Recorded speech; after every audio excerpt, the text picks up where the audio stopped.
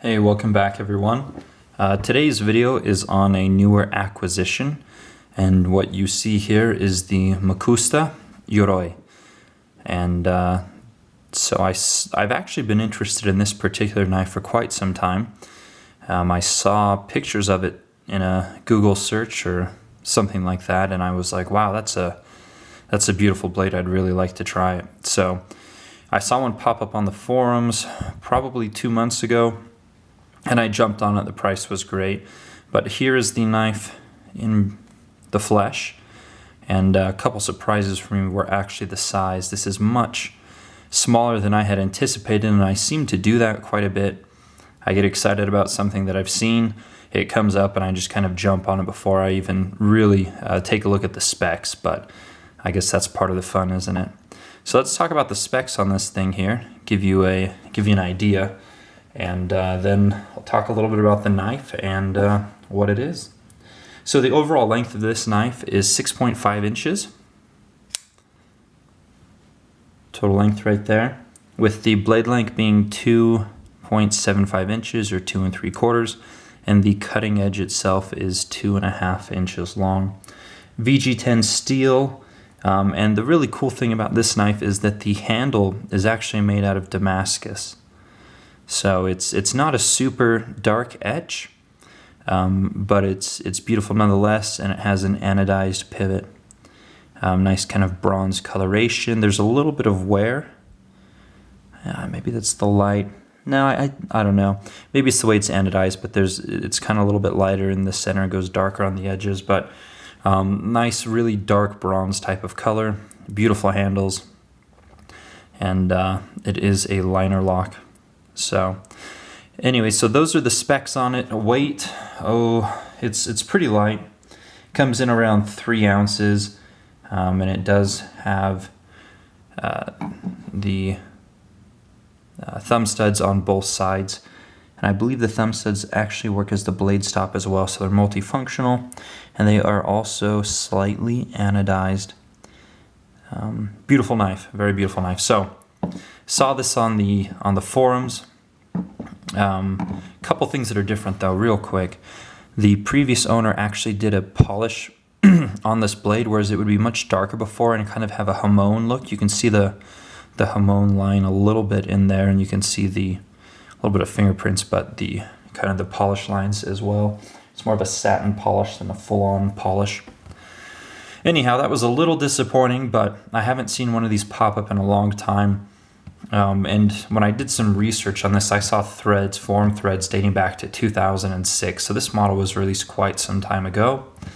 And, I was just fortunate to be able to find one for sale at a reasonable price.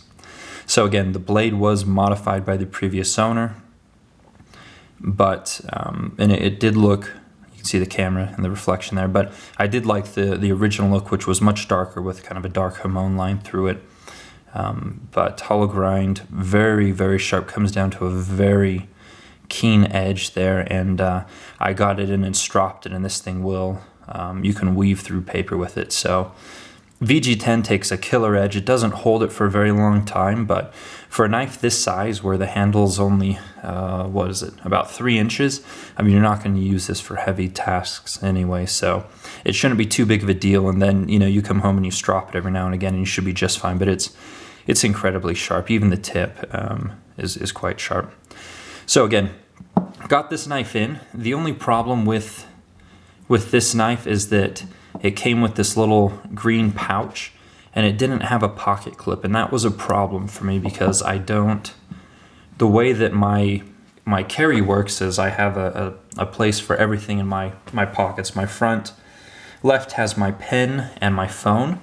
My front right has my wallet and my pocket knife, and I do like to have it clipped there so it's not down in the pocket scratching up my wallet, which might sound a little retarded to some of you, but it's just my carry system. And then my keys go in my key fob pocket, or my slacks. I'll have one of those.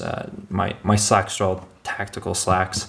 I should do a video on those at some point, but they do have a hidden pocket where the keys go and they don't scratch anything up. So lack of a pocket clip was a problem. And being an Instagram user, I was familiar with a user named Ironwood Fanatic, aka Brian. And if you guys have seen Jim Skelton's videos of his ZT-801 that was heavily modified, he has one of these clips as well. So I sent it off to Brian, and this was a bit of a challenge for Brian because this knife did not have a clip to work from it.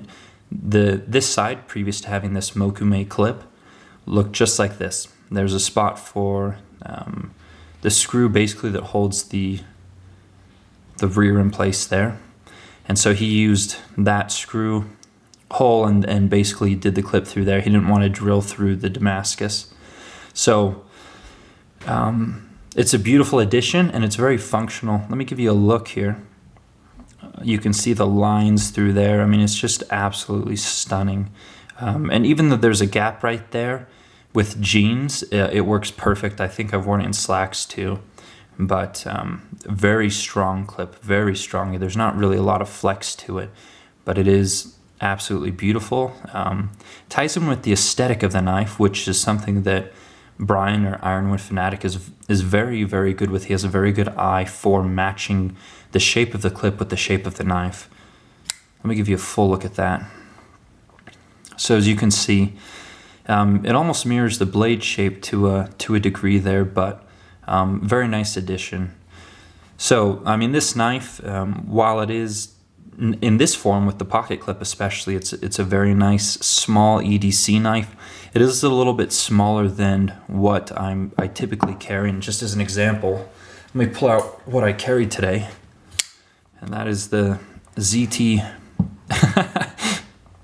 Oh my gosh! So I carried the ZT600 today. So I do like larger knives that are a bit more robust. I mean, weight and size isn't really a problem for me. So I carry knives kind of more in this range. So as you can see, this one is quite a bit smaller.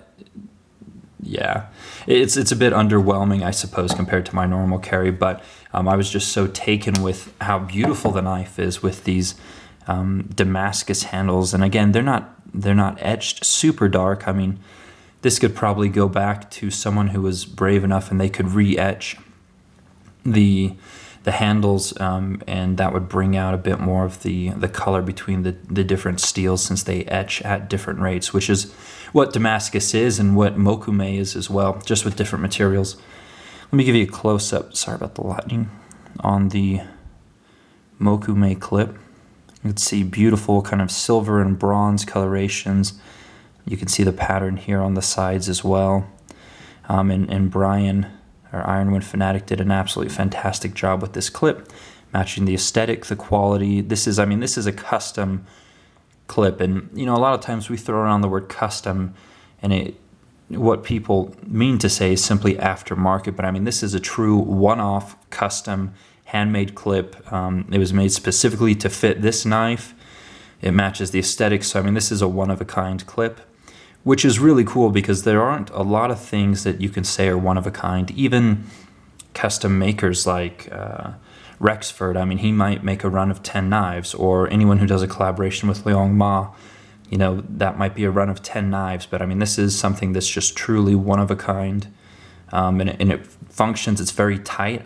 I don't know how he was able to do that, but again, custom one-off pocket clip. So again, and it just adds to the aesthetic of this knife as just a beautiful piece of art. And to be honest, since I got it back with the clip on it, I have been a bit more hesitant to carry it because it's just so damn pretty. I mean, I'm a little nervous about scratching up the clip, and the Mokume does seem to scratch a bit easier than titanium does.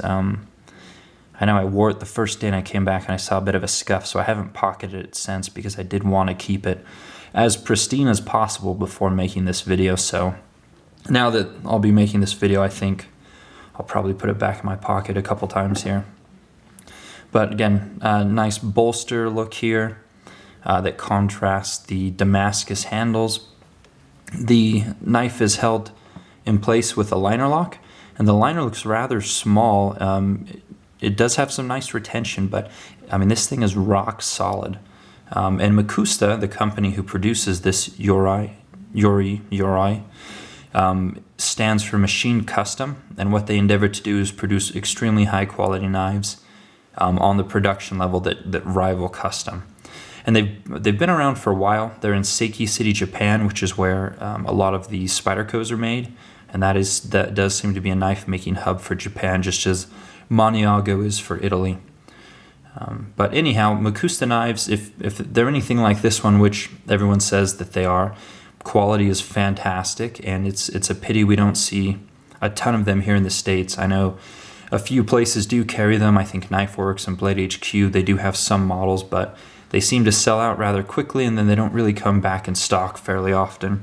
Or the models that you really, really want, you don't find them coming back in stock. So hence why I jumped on this one when I saw it come up for sale on the forums. It's extremely smooth. They do use Teflon washers. If I have one complaint, aside from it being a little bit smaller than I'm used to carrying, is that the thumb studs are a little bit smooth. So sometimes you miss when you're trying to flick it out there. But again, very smooth, very sharp, great lockup, beautiful design. It really heralds to the Makusta as a Japanese company's heritage, and the Yoroi, crap, I just can't say that right. From what I was able to do in a quick internet search, it references a style of armor worn, I think in the 15th century, that by probably the samurai, or the rich who could afford armor. The peasants had sharp sticks and light cloth to get poked with. So anyways, again, the Japanese aesthetic is very nice, and it's just a beautiful knife. It's fantastic. So it's one that I've really enjoyed adding to my collection to add some diversity, to add definitely some elegance and some creativity as compared to, again, my typically large tactical style folders, such as my ZTs, my Spydercos, aside from my Ethnic series knives, Lion Steels and so forth. Anyway, so very cool knife. You probably won't be able to find one, sadly, which makes me kind of a jerk for doing such a long video about how great it is. But again, I didn't see them pop up very often, so when I did see the one come up on Blade Forums, I was very quick to jump on it. And I wasn't the first. There were several other people who had offered to take the knife. Unfortunately, most of them were out of the country. Well, fortunately for me, most of them were not stateside, and so the seller opted to go with a stateside offer as opposed to the foreign buyers who wanted to get in on it. So, Makusta Yoroi, and awesome piece. If you have the chance to get your hands on one at some point, I have no doubt that you will be impressed with materials, the quality, the design, the fit, and the finish. So anyways, thanks for watching. If you have any comments or questions, to put them down below, and take care.